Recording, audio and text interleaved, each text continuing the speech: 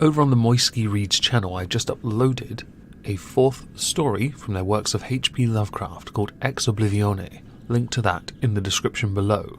Also tonight on the Moisky Live channel, I shall be hosting a political recap stream with TrupsLP. Link to the Moisky Live channel and TrupsLP's channel down below. So today I wanted to talk about something I am not as well informed in as other subjects I've covered before.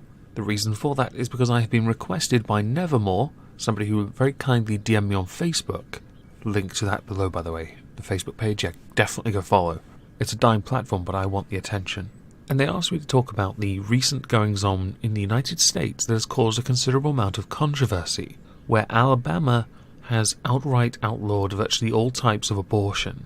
I've been led to believe Georgia has done something similar, or is trying to do something similar, as has Ohio and I believe Texas as well. Although from what I've heard with Texas, it's more what Planned Parenthood services are available, so maybe they haven't actually done anything at all. This breaking the camel's back, as it were, has brought up a number of people and raised many alarm bells with regards to a woman's right to her body and the arguments about the consequences and life. And this is where it gets quite grey. You see, with most subjects I take the position of it's either correct or it's not, but I can't with this one, and I'm going to try and explain it as best I can, because I'm still not entirely sure, even while recording, because I'm not scripting this, I'm not entirely sure what my position is on this, so please bear with me. The most common argument that comes up when it comes to abortion and those who are pro-life and those that are pro-choice is what constitutes life. For some, it is at the moment of conception, when they are mere cells. For others, it is when there is a heartbeat, a few weeks down the line, okay, few being quite loose. Let's go with many weeks down the line. There are others who take the position of it's not life until there is neurological activity, but based on what is and is not life, many will make the natural false equivalence to plant life and humanity. It, again, gets murky and illogical as Fook. I've never really taken the opportunity to consider when a life is a life, and I still don't have an opinion on it, so I'm not going to be drawn in on that, because I'm not sure. Now that I guess I've put that out there, perhaps we should move on to how some countries, approach abortion, because for a long, long time, it was illegal. It was illegal to take a life because of, and then usually religious reasons came into effect.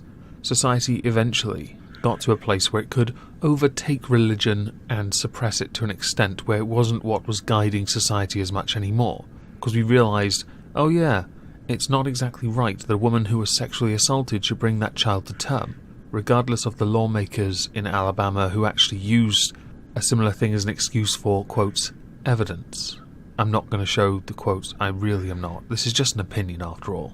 While it was great that society caught up, naturally, there were people who didn't appreciate this, because they, again, are still stuck in what others perceive to be the Dark Ages. Notice I am fence riding? Yeah, I really am unsure about this. What many haven't taken into account when it came to not having abortions available or legally available back then and now is that the consequences, those who do desire one will have to go down an illegal route, which will happen. It will always happen when you deny someone the right to choose what they do with their body regardless of what is going on inside it. It's like assisted suicide. People will eventually find a way around it. They either go to Dignitas, or they take their own life, or someone helps them, all of which are instances that have happened recently, and have featured in the news because of it. I'm again not going to show articles on it because, again, opinion, or trying to form one in a video, which is proving to be quite challenging, because usually I structure this. Well, we've talked about what is and is not life based on what others believe it to be. Oh, and I did forget one. The moment the child is born, for those who are interested in the late-term abortions. Although at that point they are more than likely going to survive. So, thank you medical science. We've also addressed how society has progressed. Naturally, there are some places that don't want to be as far ahead as others, or perceived far ahead. Depending on what guides your state, your country, it does get a bit tricky. I don't know much about Alabama. I don't know what the current state is in Alabama culturally. I don't know if it is something that the majority of the state approves of. So when I see celebrities getting all angry about people in Alabama, I find it to be quite fascinating, because I can't tell if they do it because they agree with those who support abortions in Alabama, or because they're doing it because they think women are being denied something, without fully understanding the cultural impact within Alabama. I did notice, for those who also paid enough attention, that incest was also banned for the abortion thing. Yeah, that should be allowed, because that's wrong. There is something horrifically wrong about it. Much like sexual assault. Can you see, so far in what I've recorded, how utterly confused I am? Why there is absolutely no structure? This is why I don't typically do things without any structure. It's why I don't typically record an opinion, because I get very confused. What is and isn't life is where the problem lies. And an additional where it lies being who has the right to decide what gets to live or die, based on the first problem. I have really no opinion on this. I do feel deeply uncomfortable with what Alabama has introduced. I really do. Something about it just reeks of wrong. I do believe it will lead to an increase in illegal abortions. I do believe it will cause more problems.